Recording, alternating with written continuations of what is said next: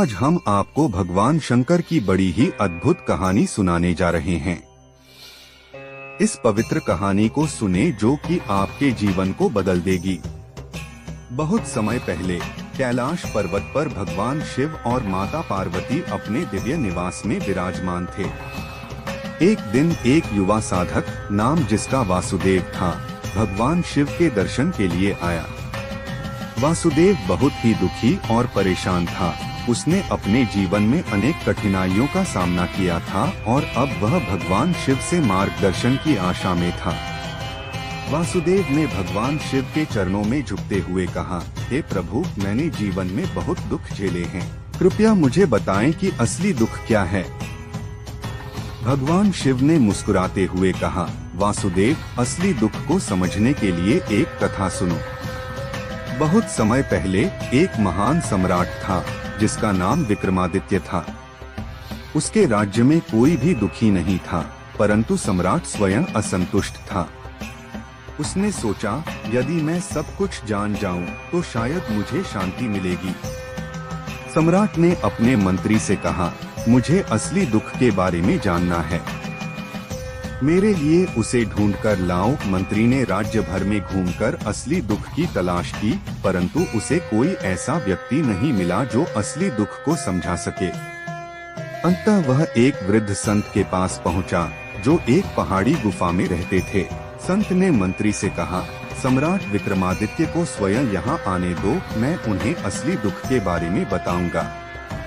सम्राट विक्रमादित्य संत के पास पहुँचे और विनम्रता से उनके चरणों में झुके।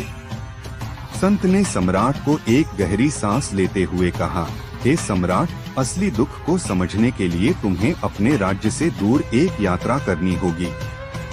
सम्राट ने संत के निर्देशानुसार अपनी यात्रा प्रारंभ की। उन्होंने अनेक नगरों, गांवों और जंगलों का दौरा किया, अनेक प्रकार के लोगों से मिले और उनके दुखों को सुना। उन्होंने देखा कि किसी के पास भोजन की कमी है, किसी के पास वस्त्र की, किसी को स्वास्थ्य की चिंता थी तो किसी को अपने प्रियजनों की।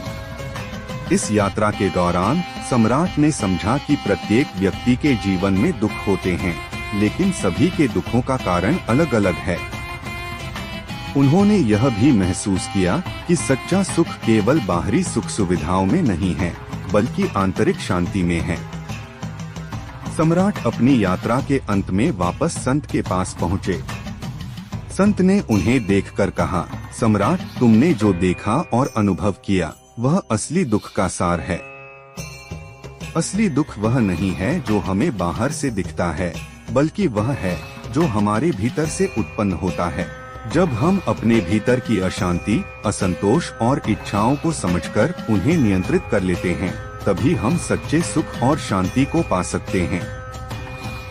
भगवान शिव ने वासुदेव की ओर देखते हुए कहा, वासुदेव, असली दुख वह है जो हमारे भीतर की अशांति और असंतोष से उत्पन्न होता है। जब हम अपने मन को शांत और संतुष्ट कर लेते हैं, तभी हम सच्चे सुख और शांति को पा सकते हैं।